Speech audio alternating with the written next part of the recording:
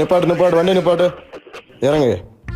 எங்க போயிட்டு வர? ஒயின் ஷாப் போயிட்டு வரேன். குடிச்சிட்டு வர்றது எங்கிட்டே தெரியுமா சொல்றியா? நீங்க கேட்டீங்க, நான் சொன்னேன். ஐயா, ட்ரிங்க் அண்ட் டிரைவ் 10,000 ரூபா ஃபைன்பா. ஓ, எம்எல்ஏ ஃபைன் போடுவீங்களா? போடுங்க, நான் பாத்துக்கிறேன். நீ யாரை வேணாலும் கூப்பிடு, ஃபைன் கட்டாம எப்படி போறேன்னு பாக்குறேன். ஆர்சி லைசன்ஸ் எடு.